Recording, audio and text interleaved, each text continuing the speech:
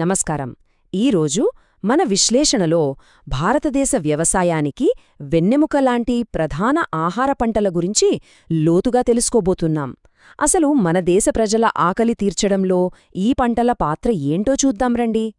మన ప్రయాణం ఎలా సాగుతుందంటే, ముందుగా భారతదేశ వ్యవసాయం ఎంత పెద్దదో చూద్దాం. ఆ తర్వాత మనందరి ప్లేట్లలో ఉండే వరి, గోధుమల కదేంటో తెలుసుకుందాం. అక్కడ నుంచి ప్రాచీన ధాన్యాలైన చిరుధాన్యాల వైపు వెళ్ళి చివరగా మరికొన్ని ముఖ్యమైన పంటల గురించి కూడా మాట్లాడుకుందాం. సరే, మరి మన మొదటి భాగంతో మొదలుపెడదాం. ఈ టాపిక్ ఎంత పెద్దది, ఎంత ముఖ్యమైనదో అర్థం చేసుకోవడానికి ఇది మనకు పునాది వేస్తుంది. ఒకసారి ఆలోచించండి, 100 కోట్లకు పైగా జనాభా ఉన్న మన దేశానికి ఆహారం ఎలా అందుతోంది? ఈ ప్రశ్న వెనక ఓ పెద్ద వ్యవస్థ మాత్రమే కాదు, కొన్ని కీలకమైన పంటలు కూడా ఉన్నాయి. ఆ పంటలే మన దేశానికి ఆహార భద్రతనిస్తున్నాయి. అవేంటో ఇప్పుడు చూద్దాం. ఇక రెండో భాగానికొస్తే, భారత వ్యవసాయంలో 2 పెద్దన్నలున్నారు. అవే వరి, గోధుమ. మన దేశంలో చాలా మందికి రోజూ కడుపు నింపేది ఈ రెండే. ఇవి కేవలం పంటలు కాదు, మన ఆహార సంస్కృతికి పునాది రాళ్లనమాట. ముందుగా వరి గురించి మాట్లాడదాం. భారతదేశంలో మెజారిటీ ప్రజలకు ఇదే ప్రధానాహారం.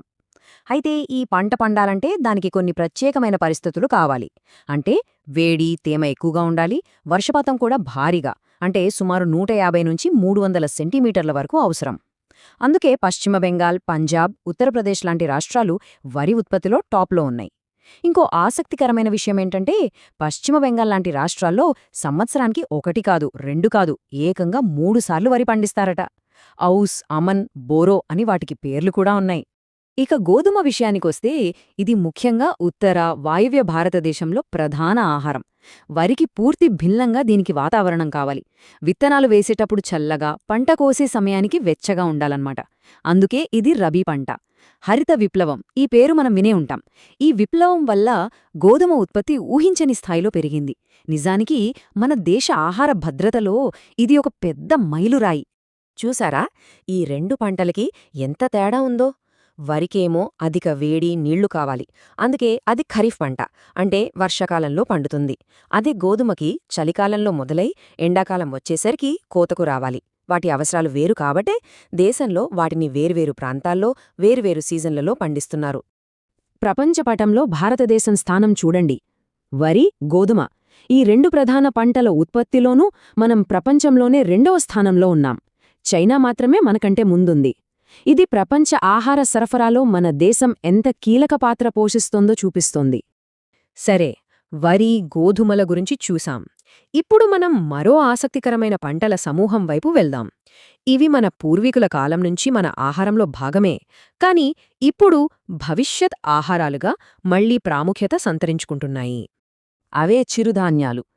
అసలు చిరుధాన్యాలు అంటే ఏంటి? సింపుల్గా చెప్పాలంటే ఇవి చాలా గట్టి పంటలు. వరి, గోధుమ పండలేని కఠినమైన పరిస్థితుల్లో కూడా ఇవి పెరుగుతాయి. అంటే తక్కువ నీళ్లు, అంతగా సారం లేని నెలల్లో కూడా చక్కగా పండుతాయి. అందుకే వీటిని క్లైమేట్ స్మార్ట్ పంటలు అని పిలుస్తున్నారు. భారతదేశంలో ముఖ్యంగా 3 చిరుధాన్యాలు బాగా ప్రాచుర్యం పొందాయి. ఒకటి జొన్న, ఇది ఎక్కువగా వర్షం మీద ఆధారపడి పండుతుంది. ఇక సజ్జలు, ఇవి కరువును తట్టుకోవడంలో నెంబర్ 1.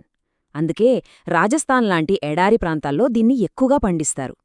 మూడోది రాగి, పొడి ప్రాంతాల్లో పెరిగే ఇది పోషకాల గని. చూసారా, ప్రతి చిరుధాన్యానికి దాని ప్రత్యేకత దానికుంది. చిరుధాన్యాల ప్రాముఖ్యతను మన దేశం బాగా గుర్తించింది.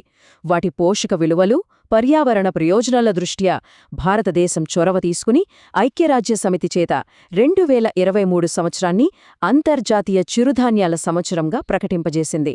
ఇది నిజంగా గర్వించదగ్గ విషయం. ఒక్క ఉదాహరణ చెప్తాను. రాగులని ఎందుకు సూపర్ ఫుడ్ అంటారో తెలుసా? కేవలం 100 గ్రాముల రాగిపిండిలో సుమారు 350 మిల్లీగ్రాములు కాల్షియం ఉంటుంది. ఇది చాలా ఎక్కువ. మన ఎముకల ఆరోగ్యానికి ఇంతకంటే మంచి మొక్కలాధారిత ఆహారం మరొకటుండదేమో. ఓకే, మన విశ్లేషణలో చివరి భాగానికి వచ్చేశాం. ఇప్పటివరకు మనం ధాన్యాల గురించి మాట్లాడాం. ఇప్పుడు మన వ్యవసాయ వ్యవస్థకు, మన ఆహారానికి ప్రోటీన్ను, వైవిధ్యాన్ని అందించే మరికొన్ని ముఖ్యమైన పంటల గురించి చూద్దాం. మొక్కజొన్న, ఇది చాలా వర్సటైల్ పంట. దీన్ని మనం ఆహారంగా తింటాం, పశువులకు దాణాగా వాడతాం. దీనికి కూడా ఓ మోస్తరు ఉష్ణోగ్రత, మంచి వర్షపాతం అవసరం. అధిక దిగుబడినిచ్చే విత్తనాలు, ప్రభుత్వ పథకాల వల్ల దీని ఉత్పత్తి బాగా పెరిగింది. ప్రపంచ ఉత్పత్తిలో మనం 7వ స్థానంలో ఉన్నాం. ఇక పప్పుధాన్యాల విషయానికొస్తే ఈ వాక్యం చూడండి. భారతదేశం ప్రపంచంలోనే పప్పుధాన్యాలను అత్యధికంగా ఉత్పత్తి చేసే మరియు వినియోగించే దేశం. మనం అతిపెద్ద ఉత్పత్తిదారులమే కాదు, అతిపెద్ద వినియోగదారులం కూడా. ఎందుకంటే మన ఆహారంలో, ముఖ్యంగా శాకాహారులకు, ప్రోటీన్నిచ్చేది ప్రధానంగా పప్పులే. అందుకే పప్పులేని ఇల్లు ఉండదంటారు. పప్పుధాన్యాలలో ఒక అద్భుతమైన గుణం ఉంది. అవి నేలకి మేలు చేస్తాయి. ఎలాగంటారా? వీటిని పంట మార్పిడిలో భాగంగా పండిస్తారు. ఇవి గాలిలోని నత్రజనిని గ్రహించి తమ వేర్ల ద్వారా భూమిలో స్థిరపరుస్తాయి. దీనివల్ల భూమి సారం పెరుగుతుంది. అంటే ఇవి సహజమైన ఎరువులుగా పనిచేస్తాయన్నమాట. దీనివల్ల రసాయన ఎరువుల వాడకం కూడా తగ్గుతుంది. పప్పుధాన్యాల ఉత్పత్తి దేశంలో ఎక్కడెక్కడ ఎక్కువగా జరుగుతుందో చూడండి. మధ్యప్రదేశ్ ముందు వరుసలో ఉంది. ఆ తర్వాత రాజస్థాన్, మహారాష్ట్ర, ఉత్తరప్రదేశ్, కర్ణాటక ఇలా అనేక రాష్ట్రాలు పప్పుధాన్యాల ఉత్పత్తిలో పాల్పంచుకుంటున్నాయి. ఇది మన వ్యవసాయ వైవిధ్యాన్ని చూపిస్తుంది. ఇప్పటివరకు మనం వరి, గోధుమల దగ్గర్నుండి చిరుధాన్యాలు, పప్పుధాన్యాల వరకు చూశాం. అయితే మారుతున్న వాతావరణం, రోజురోజుకీ పెరుగుతున్న జనాభా, ఈ సవాళ్ల మధ్య భారతదేశ భవిష్యత్ ఆహార భద్రతను ఏ పంటలు నిర్దేశిస్తాయి? ప్రధాన పంటలా? లేక కఠిన పరిస్థితులను తట్టుకునే చిరుధాన్యాలా? సమాధానం బహుశా వీటన్నింటి సమతుల్యతలో, సుస్థిరమైన వ్యవసాయ పద్ధతులలోనే ఉందేమో. ఆలోచించండి.